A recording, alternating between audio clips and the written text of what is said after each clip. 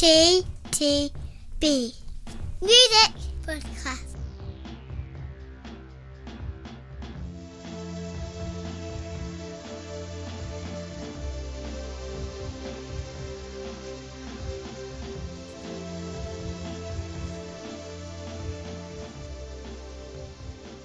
Yeah, I think we're on. We're on. We're on. Oh my goodness! I mean, this is amazing. Running Vineland Studios Mark II. Mark II. I mean, this is the first time we've done a podcast together in a place that's not the original place where we've done it. And I'm not including all that remote shit we did over the last year or so. Even though bizarrely we did speak many times about going, should we just go to a pub one day or go Yeah. abroad sometime and just do a podcast from there and with a laptop? Hey mate, I'm still and on then we for never, that. yeah, but we never got around to that We never got around to it because the technology never allowed, or did it? I didn't see like too much hard work. It seems like it's easy now. Yeah. But anyway, So we are back for amazingly podcast 8. Wow. So we're actually doing surprisingly well. This is good. Yeah. And it's quite a big one for us, really, because actually there are some big hitters. I can still smell the paint in here. It's wonderful. We'll post a picture on the socials. So we have Kacey Musgraves, Star-Crossed, Chvrches, Screen Violence, Halsey, If I Can't Have Love, I Want Power, Poppy, Flux, Joy, Crookes, Skin, and Drake, Certified Lover Boy.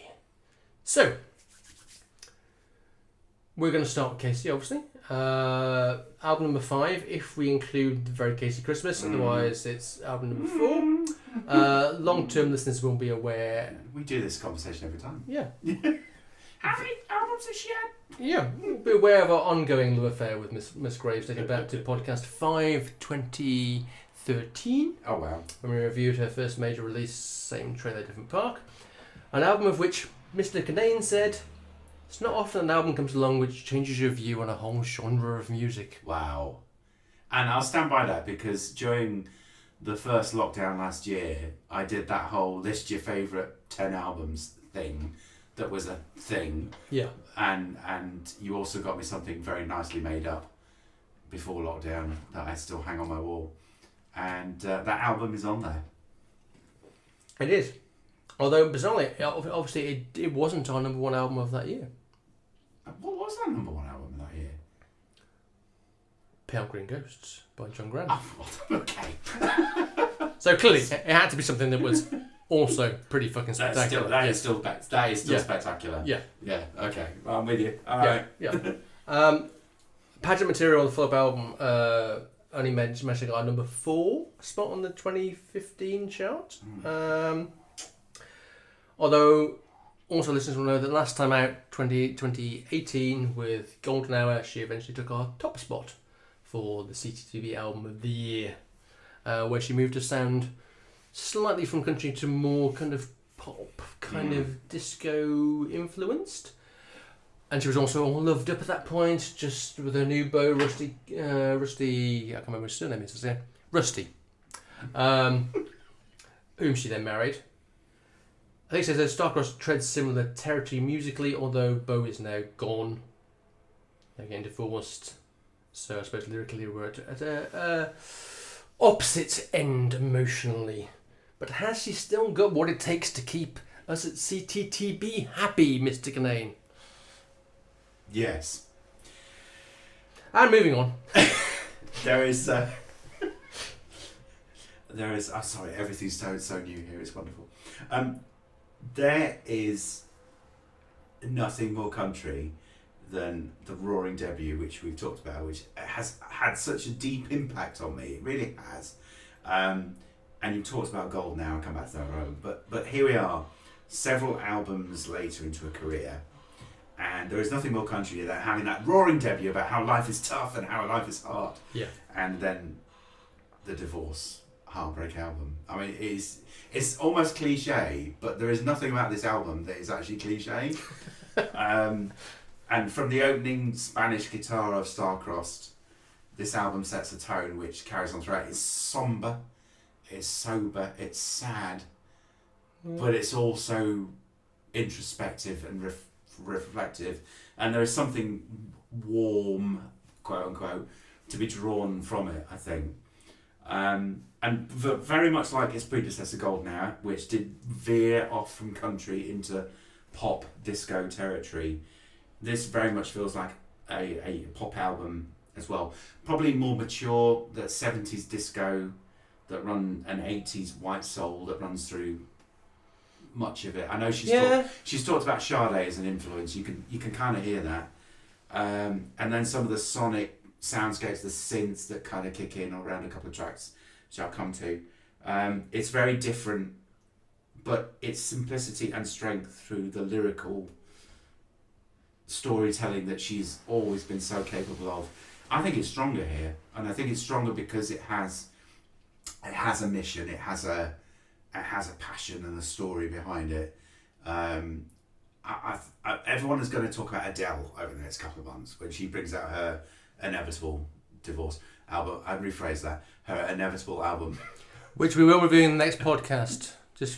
Although just spoiler alert, we won't be reviewing the next Ed Sheeran album because simply because we're not. Because the guy Alexis Dudar in Guardian. Oh yeah, Alexis Petra. Petridis. Yeah. Yes. Seriously, go to the Guardian website, read his review of the latest Ed Sheeran album. It's absolute perfection because it literally goes, if your view of Ed Sheeran is this is what you'll think of this album. If your view of Ed Sheeran is this is what you think of this album. And there's about kind of 7 different views.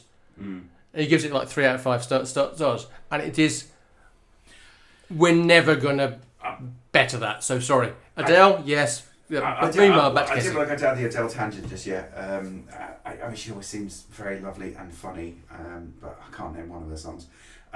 It remains, but this album that we're talking about. Sorry, just stop here. Sorry. What? James Bond fan can't name a single Adele song. I can name song. Skyfall, obviously. I think Skyfall's just checking. A blistering Bond tune, but I meant the rest of her. Oof. You know what I mean. Fuck off. It remains at its broken heart a country album, and despite the rising tensions that sort of ebb and flow, it never gets angry. This album, it's always very accepting, but not accepting. Self-angry, if more. Self-angry. It's just like, why have I done this? Why have I put up with this? Why have I acted this way? Why have I been a good wife and performed this duty for someone that clearly didn't warrant this love and attention that I've... And from that, there's such a positive thing to be taken away in terms of if you find yourself in that situation, and God only knows, too many marriages, particularly young marriages, end this way, and so I think there's something there in terms of the listener to sort of take from and maybe learn from. I don't know. This is also a very long album, but you know what? For once, I really didn't mind. It's not the longest album on the podcast, Pete. It's not. I've got a whole list of tracks here that I like, but I feel I'm just going to leave that for you. No, it's fine. No. I'm just going. You're going to go through it now, and I'm just going to go. I'm probably not, but it's funny. This was because I like a lot of it. This is really weird because I started listening. I bought this album on vinyl. I showed you a picture. I sent you a picture of it. You showed a picture. It says a really lovely gatefold sleeve. I listened to it a couple of times before we moved, and then a couple of times after we moved. And I think the kind of probably the third time I listening to it, we had it playing whilst we were decorating in the house. Oh. And the heartbreak decorating. And Di said to me at the end of it, she kind of went, "Oh, this is Kacey Musgraves album." I said, "What do you think about it?" And I genuinely said, "I don't know. It's not very memorable." And a couple of weeks went by. Mm-hmm. A couple of weeks where I'd spent some time, humming and singing Kacey Musgraves songs, and kind of going, yeah, it's a shame this album's not quite as good as Golden Hour because this song that I'm humming is really good. Mm-hmm. Obviously, you now know what's coming, which is when I realised playing it the fourth time that the songs I was humming and singing were actually songs of this album, not of Golden Hour, and actually my hitherto thoughts that the fact this album wasn't memorable were clearly wrong because I'd actually been humming 3 or 4 tracks off it for several weeks. So when it came to the fourth listen, it was like, oh yeah, It's quite good, isn't it?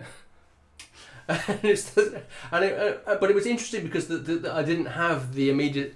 Every other album I actually have had an immediacy with, and this one I didn't. I was kind of thinking, yeah, I'm not so sure. But then my subconscious kind of eventually kicked in and kept saying, no, these are still good songs. This is still some good stuff.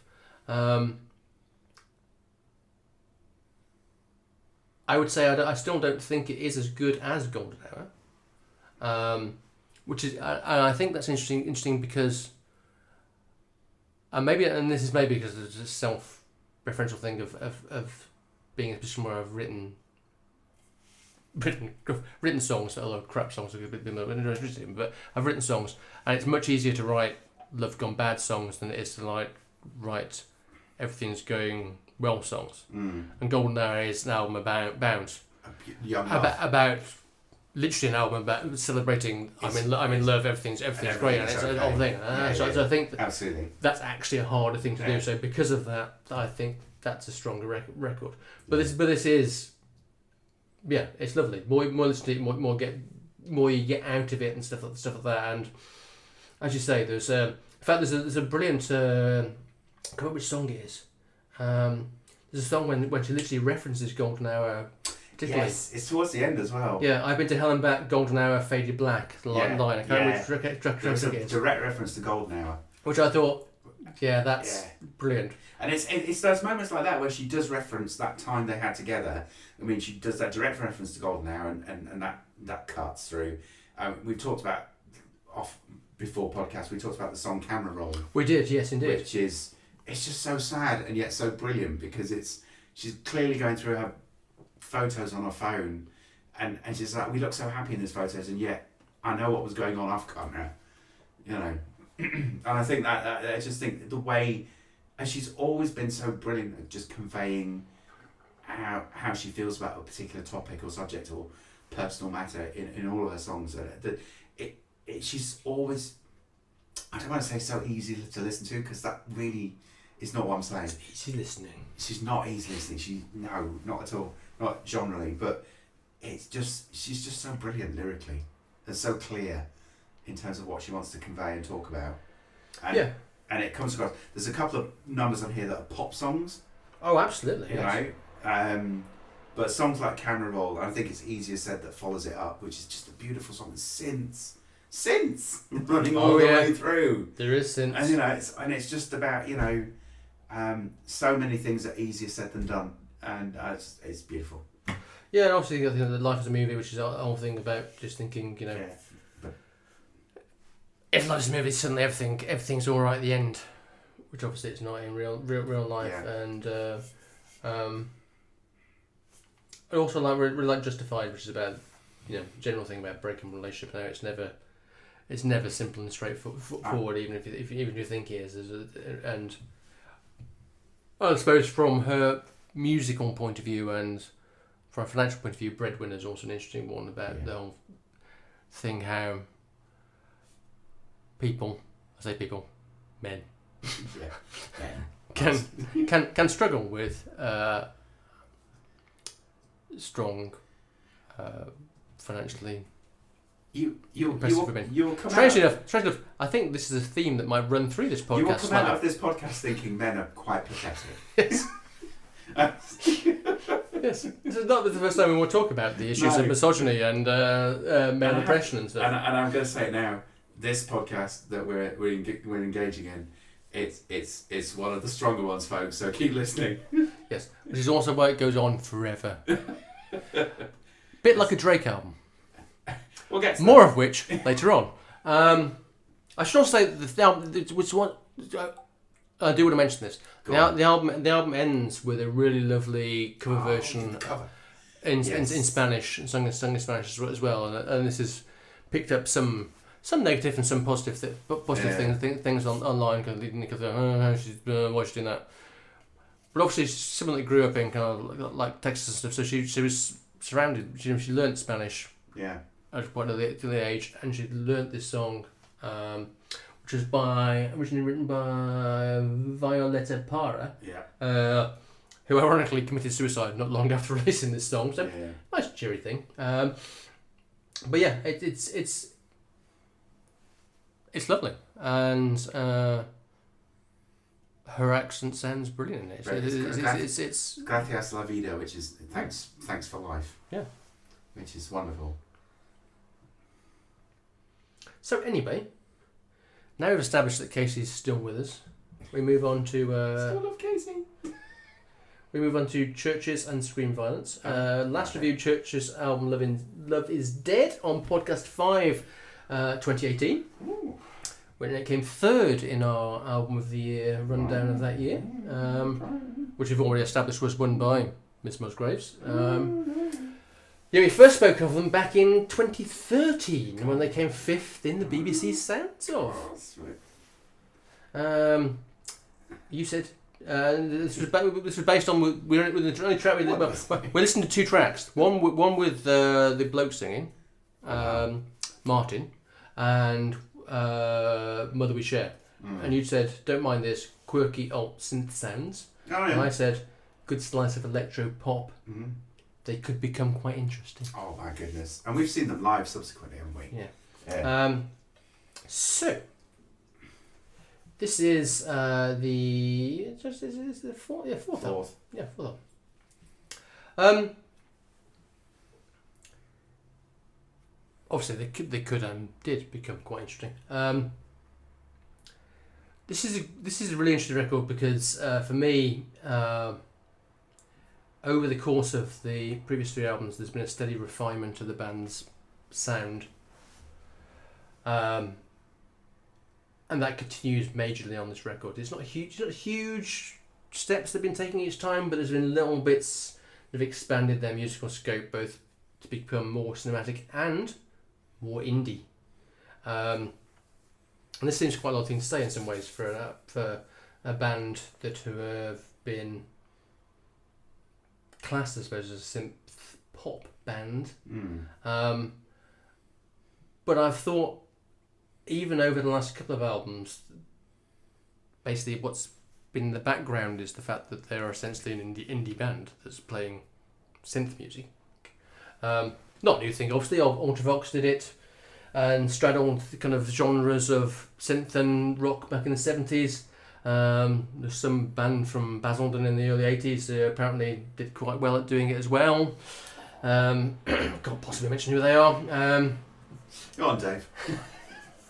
But this is definitely that first album where you just feel them embracing guitars. And maybe that's lockdown and various other things going on and being at home and doing various things. But they do it without changing the essence of what the band is. So they've expanded the musical palette very much in the way that Depeche Mode did. But it's not like they've suddenly gone all metal or industrial, although actually Nightmares towards the end of the album, it's not far from being kind of industrial. It's heading that way.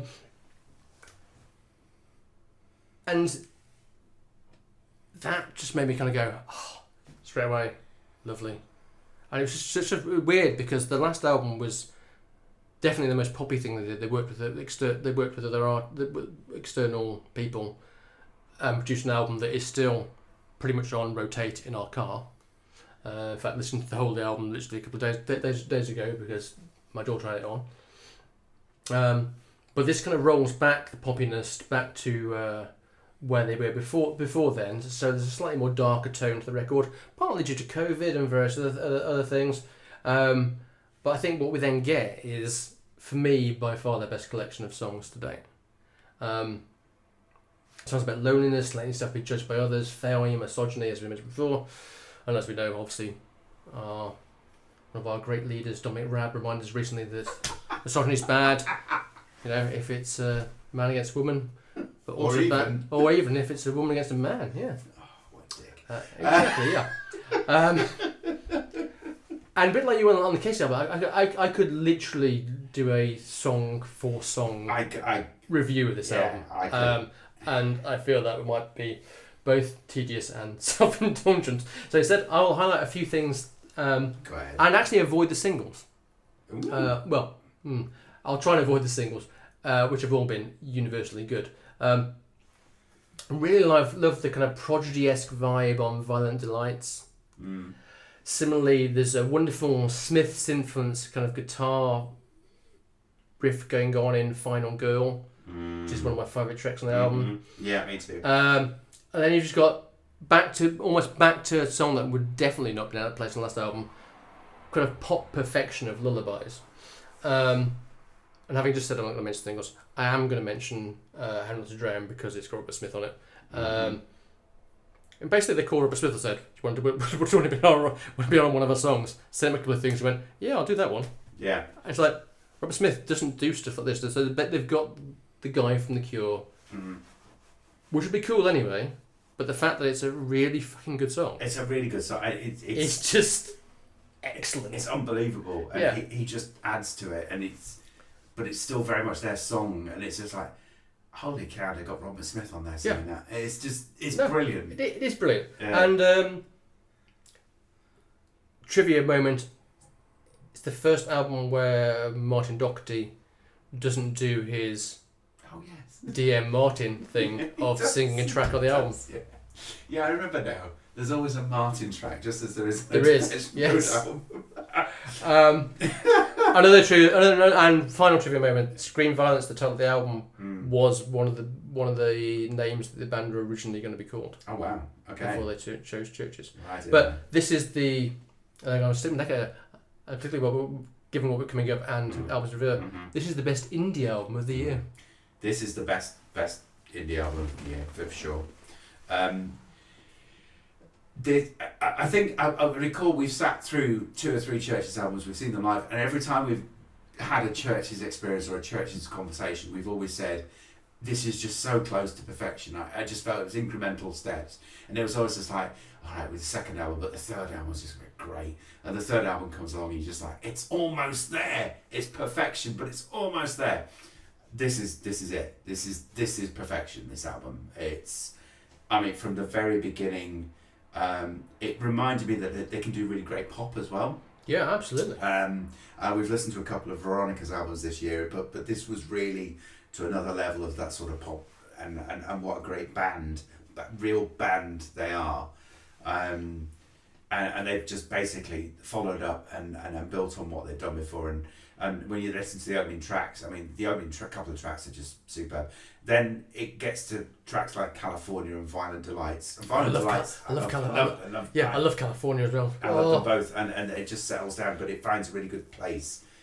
You've talked about Robert Smith, so I won't go there. A Final Girl and Good Girls, great, again, really clear lyrics, really sort of, establishes what they want to sing about, and the album closer, Better If You Don't, it feels like a mid-album track, and then the album just finishes. And let's do the extra bit where it's got 3 extra tracks on it, which actually I agree that they shouldn't have been on the main album. No, but even though they're good, it just ends, and the first time I listened to this album, I was just like, oh, I'm just gonna put it on again. Yeah. I did exactly the same thing.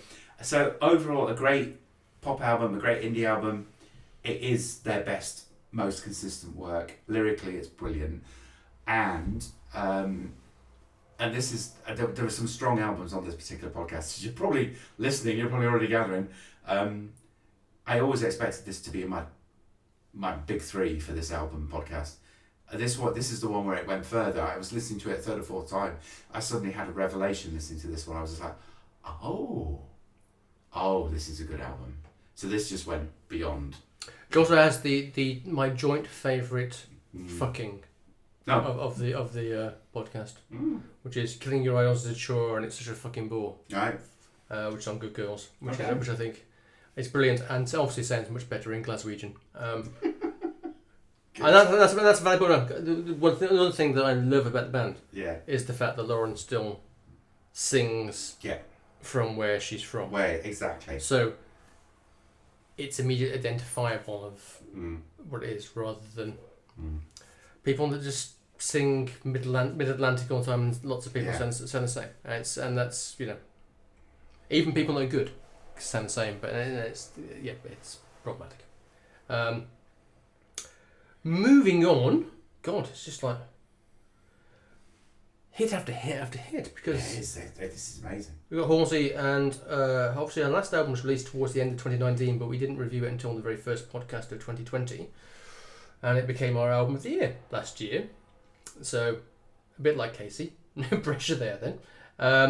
Although I say no pressure there then, she then went on to decide to work with Nine Inch Nails. So obviously, regular listeners of the podcast will know that we both like Nine Inch Nails, but that Pete particularly likes Nine Inch Nails and Threads. So, but again, in a similar way, no pressure there then, because it could have got wrong. It hasn't though, has it? It hasn't. I love the. I mean, from the very off. I mean, the album was announced. If I can't have love, then I want power. Even the title drew me in. I was just like, oh.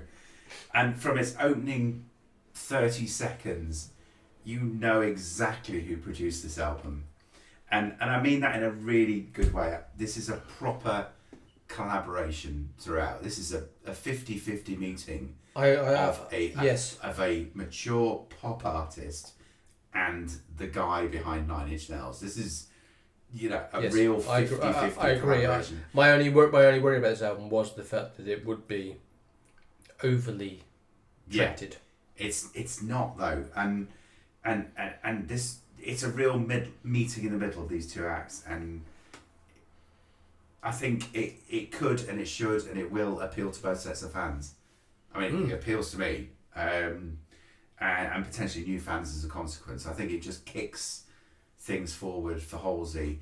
I'm desperately keen now to hear the next Nine Inch Nails album, because I think there'll be some reflection from this onto whatever they do next and whatever Trent Reznor does next. Because I think I meant to be making that one. I think the next Nin album, which is apparently in the works.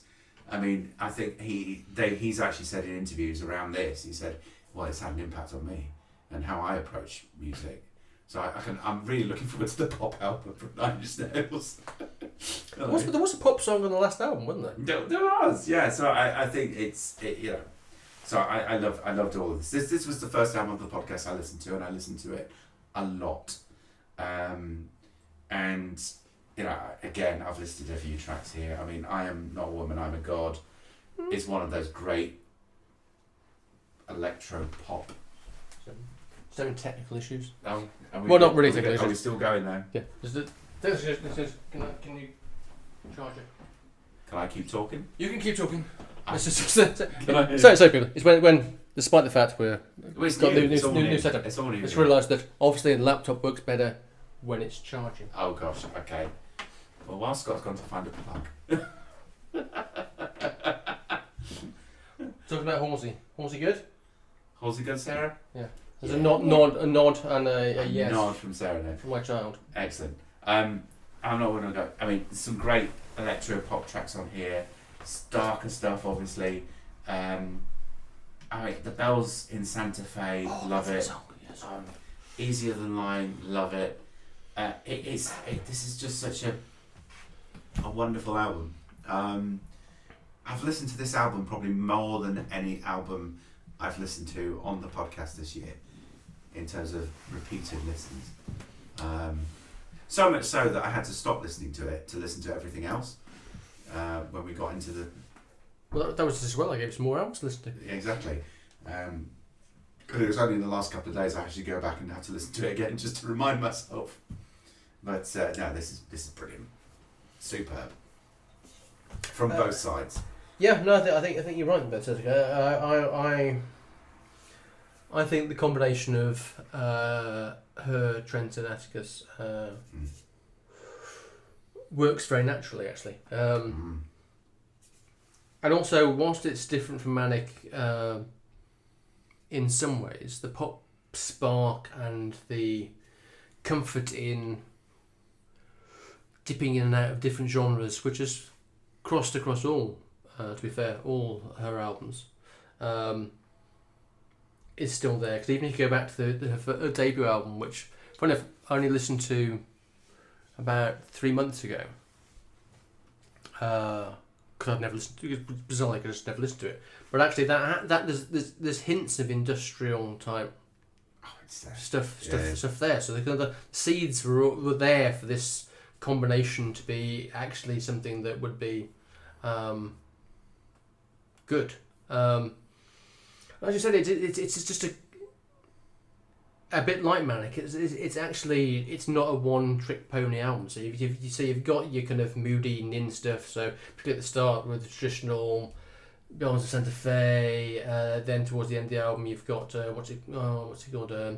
1121 and Not a Woman, Not a Man, Woman Not a God kind of stuff. Mm. But then you've also got kind of rock out moments. So you asked for this, which reminded me of Garbage. Yeah.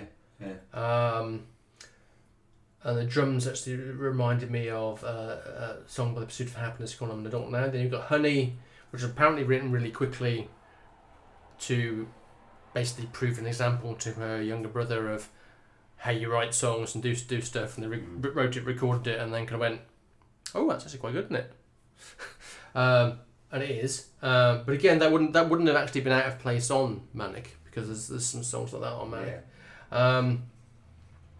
Lighthouse, similar kind of thing. Girl is a Gun. I like the drum and bass kind of vibe going on in Girl is a Gun.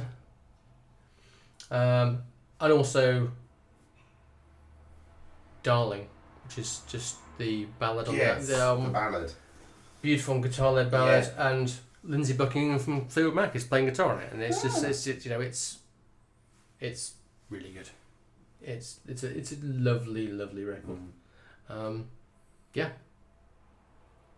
Basically, what we're saying so far is you should own all those three albums. All 3 albums we've talked about already. Yeah, you should definitely be owning those. I mean, my top 5 has been rendered asunder by this podcast so far. My top 5 for the year. It's just all over the place now.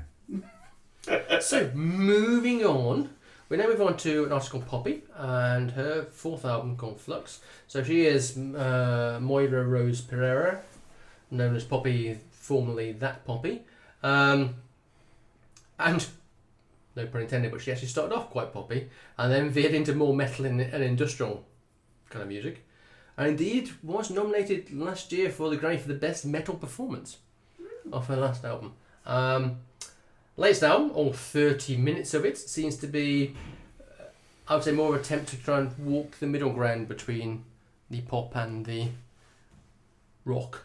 One of the reasons I chose this album to put in the podcast is I heard one track and I read a brief snippet of an interview with her, and I actually kind of thought the Nin and Halsey coalescence would actually kind of work quite well with this kind of thing, and there is definitely elements of, I think, both of those artists in this record.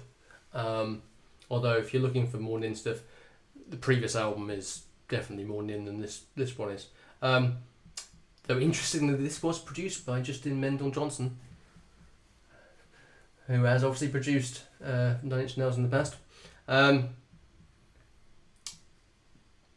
It's mainly an album of kind of pop punk. If you think of Avril Lavigne, Green Day, maybe even overlooked people like Phoebe Dobson back in the day.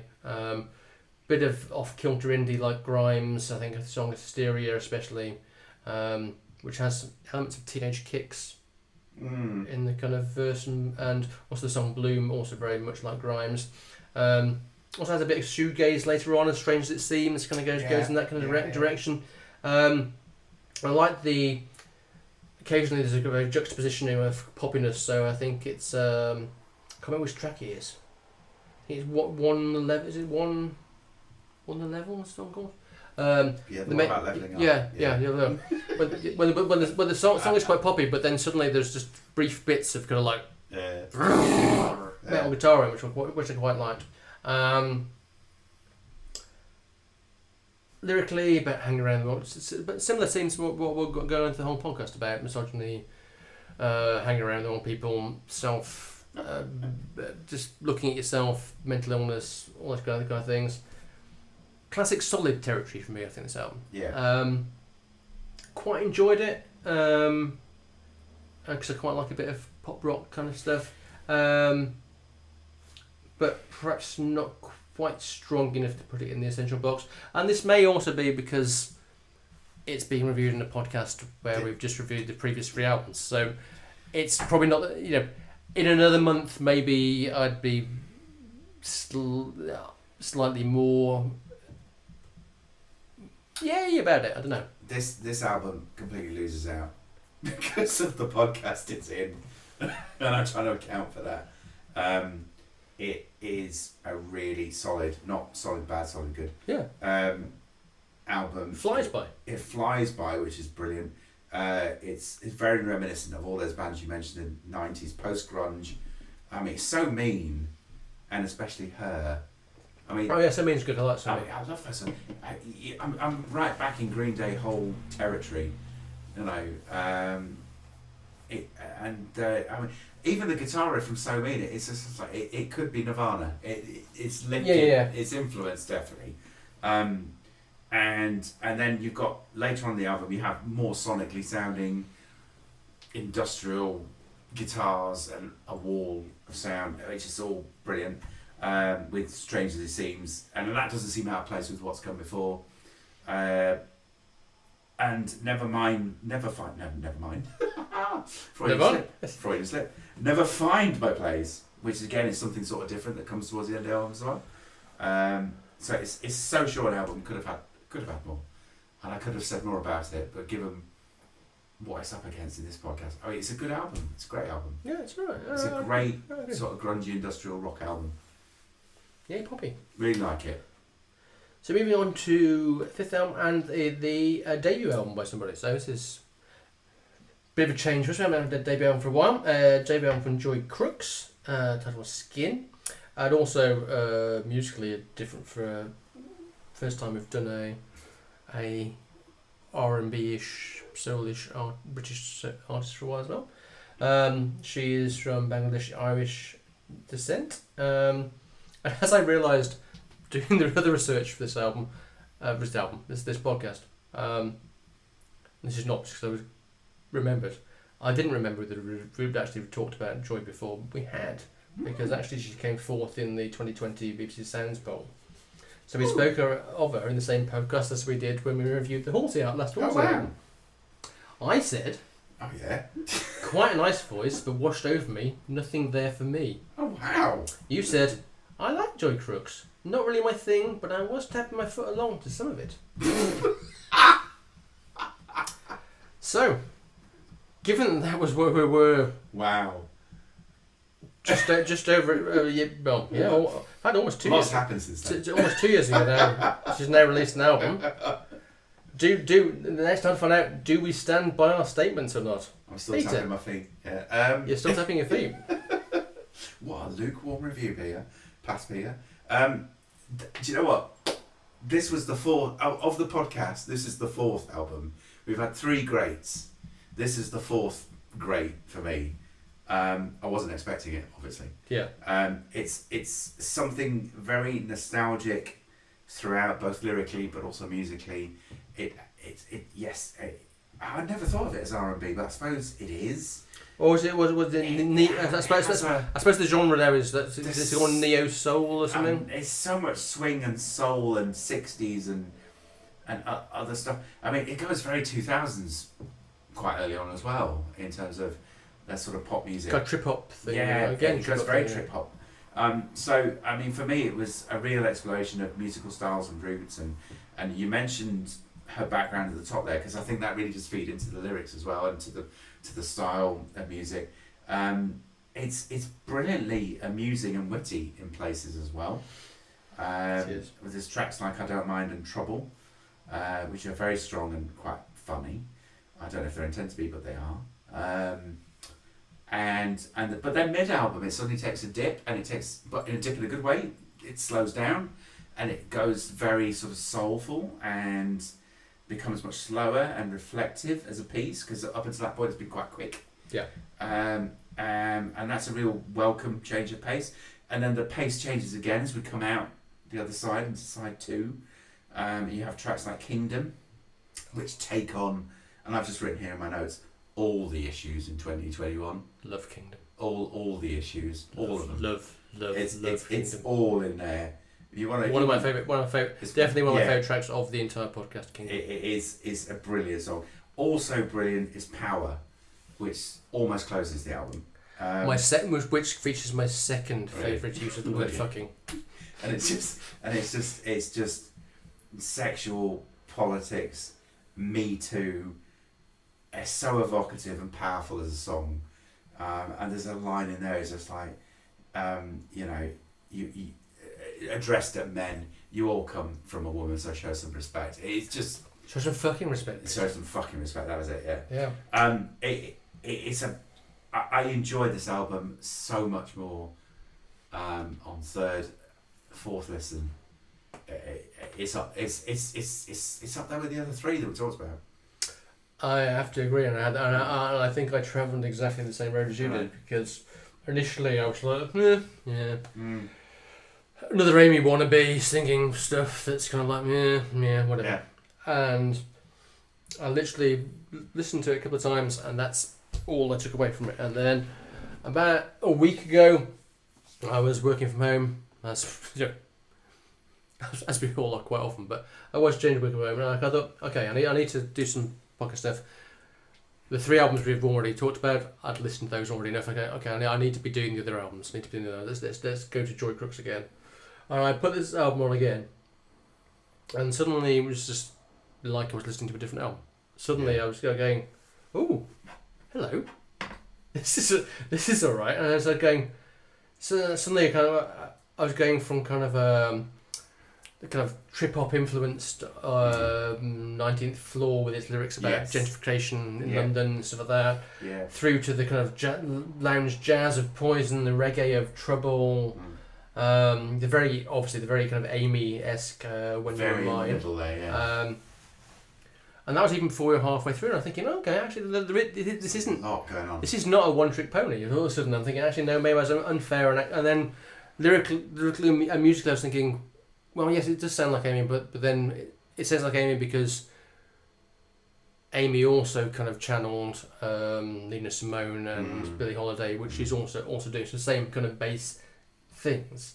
And then bizarrely, as strong as the first half of the record is, for me, this was definitely a side 2 record. When it kind of kicked into the second half of the album, from Kingdom, I was suddenly going, oh my god, this woman's really fucking good. Brilliant. I mean, it's like, oh yeah, this is like, yeah. So again, lyrically, as you've said, you're tackling again.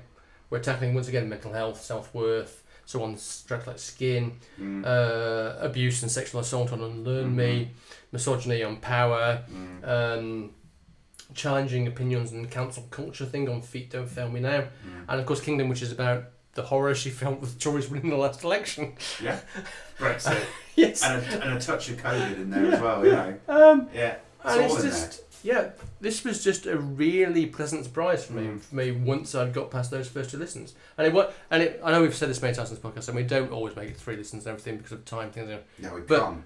But it's quite often proved again and again that sometimes that third, fourth listen is the one when you suddenly go, you know what? Actually, no, this is really fucking good. I think that should be a hashtag 3 listens is necessary. And this was the first. This just reminded me. This actually genuinely reminded me of when I listened to Back to Black by Amy Winehouse, which is also last album of this kind of genre of stuff that made me kind of go, you know what, this is just a really, really good record. Yeah. And this is just a really, really good record. I remember that feeling. I remember everyone talking about Amy Winehouse, and then listening to that album and thinking, my God, this is a game changer. And I'll draw the parallel because for someone so young, I mean, she talks nostalgically about being a teenager in 2016, which makes me feel so goddamn old. I know. So goddamn old. But she has the power here to do exactly the same. So we finish up with Drake. How long have we been talking for now? We've been talking for 41 minutes already. Well, that's it. Good night, folks. Yeah. Okay, so for those who have been with us for a while, we have actually reviewed Drake before. We reviewed his 4th album. This is his 6th album. We reviewed his 4th album, views back in 2016. Pete said, whiny, too long, too moany, very little joy to be had in lyrical content. Oh, yeah. I said, Oh, God. tedious, dull, uninspiring, and by far the worst album we've ever reviewed on this podcast. And I think it was one of the I few don't think that's true, but go on. Yeah, and also I think it was one of the few times that and I was sober on that one. But there was a few times that I got very sweary on that particular podcast. I seem to remember because Drake had annoyed me so much. Wow. But you know, so new album.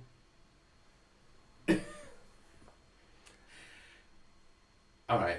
It isn't as bad as Views. No, it's That's my thing. Fair. Yes. Fair. It's. That doesn't mean it's any good, but it's definitely not as bad as Views. Once again, I suppose the abiding thing I've taken away from this record is the fact that no one loves Drake quite as much as Drake loves Drake. Speaking of which, have you seen the album cover, which was done by Damien Hirst, which is a collection of pregnant emoji women? It's like creepy much. It's so creepy. And if you watch it on Spotify or when they actually move, they move. Oh. They wink and move. Yeah. Just it's like little emojis. It's weird. Whoever thought that was a good idea? No. Really not. Unsettling. Regardless of what you think of the music, it's like no. So unsettling. But back to music. Okay. Is it bad? Not exactly. Okay. Actually, sometimes yes, exactly. Girls want girls. Hey, I'm a lesbian too because I like girls. Because I'm a boy. And apparently have a brain of a 12-year-old. Also, I don't want to hear Right Said Fucking Fred anymore. Seriously, no more. Yeah, that was Stop a surprise. That was a surprise. It's just because Taylor Swift did it. But and she did it better. Yes, less obviously. But if I'm being fair, musically, this definitely had more of a flow and seemed to hang together a bit better. But my problem is, whilst this should be a positive thing, on the first half of the album, it didn't, because it just meant the album was quite one note and bland as far as I was concerned. But if you make it through the first 45 minutes of the album, it's almost 90 minutes. Things become almost bearable. Yeah. Breakpoint is the One Moment of Class and Beauty, which is on Yebba's Heartbreak, where once again Drake gets a singer or someone else to come in and do an interlude on the album, which is done on every album. The worrying thing for me is the best track on every Drake album is the interlude he gets someone to come in and do on the middle part of the album, which lasts about 90 seconds. I wrote that down. Here Yebba is there. Yeah. Lovely, genuinely lovely piano-led interlude. Summer's Over interlude on the last album was my only thing that I had positive to say about the last album. But then again, unlike the last album, suddenly you kind of go, oh hello, that track happens, and it's followed up by No Friends in the Industry, which is actually quite good. I was thinking, no, that can't be right. And actually, from there to possibly Fountains, which is a okay modernish R&B tune, I was thinking, it's alright. Yeah. So, to the point where I was thinking almost the unthinkable, thinking, is there possibly an okay 40-minute album on this record? Probably not. But there's a meh 40-minute album on this in this thing. And the problem was, after Fountains came on, then descended and I got bored again, except for the final track, which just have actually some of my favourite lyrics on the entire podcast, and it's genuinely good. I think genuinely good. Where it's the song Remorse says, "The finish line is where I like to pull up and start from. Pain is just a place I go to get the bars from. Anxiety is a drug that I use to get the job done. Delusional is a space I like to think I'm far from." Which I actually think is actually a really good piece of writing. So Drake, not as shit as before, but still, seriously, why do we need 90 minutes? I, on your last comment, completely agree. it's my criticism previously was quite harsh, and maybe I'm mellowing with old age. There is something positive to be drawn from this. There's a homely joy, particularly when he's talking about his kid. I mean, on the track Pappy's Home, which is quite early on. The kid that he abandoned. But yeah, all right, okay. Although he is making the point. Part of the album making a point. Is kind of making the point that people that the cliche is that thing. I know, this comes into the thing. He's making a point the whole bloody time, and right, okay, I'll come back to that. I can't hold that thought. The album sounds overall that he's just more relaxed about what he's doing and what he's presenting here, and he made a huge. I don't know if you caught this in the news. He made a huge stand about credits in the songs as well. I mean, the opening track is obviously the Lennon McCartney. I'd left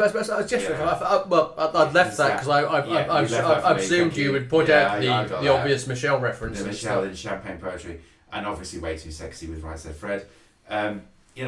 There's obviously I was a thing about not taking credit where credit shouldn't be taken in hip hop and rap, but he's done it anyway, and he wants to make the point, so he's made that point. And then the middle of the album, you get this best run of tracks. In the middle of the album, TSU, In Too Deep, Pipe Down, Yebba's Heartbreak, Race My Mind. I got on a run there. I was just like, this is all right. This is good. But yet, everyone hates me. All my peers hate me. My fans are a drag. My girls are a drag. And my exes are a drag. Everything seems like a drag. There's no joy. None. And we've reviewed 5 albums by strong female artists. I hadn't thought of that, but yes. Which is just superb. It's probably one of the best podcasts we've had in terms of listening. I don't know if it's a best podcast in terms of listening to the actual podcast, but in terms of the listening that we've done, it's just been an absolute joy. And then you get to this, and it's just like, it just feels like a massive backward step. And I'd almost go as far as saying that, the style of this album and the style of previous albums that we've listened to of his don't alter that much. And that's fine if you're a Drake fan, that's fine. But when I think about Kendrick Lamar, Tyler the Creator, AJ Tracey, even Dave, there is so much more that's innovative about hip hop. Well, it's interesting because in the last few years, and this just feels so dated now. I'm going to shoehorn a Todd reference in here. Go on. But who was inducted into Rock and Roll Hall of Fame? You've got a Todd reference, I go to the Rock and Roll Hall of Fame this weekend. Although amusingly, he's never really believed in that, and was, thinks it's kind of pointless.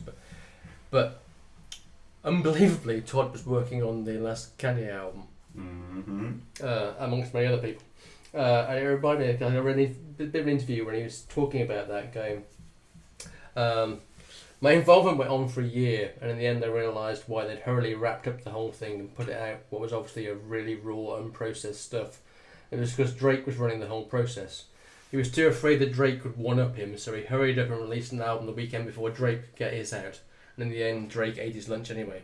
Which is correct, because Drake did kind of like twice as many downloads, streams and sales than Kanye did. Yeah. And it's just... And has about a third of a quarter of the amount of guest artists as Kanye does, because Todd also went, Kanye is basically a sneaker salesman. Yeah. There are just more interesting things happening elsewhere. That's not to say that this is a bad album. No, it is. Although I clearly have to say that, yes. Okay, so that's us wrapped up again. As I said, next time round we will do Adele. Well, not do Adele, but we will review an album by Adele. And maybe also Megan Thee Stallion. What?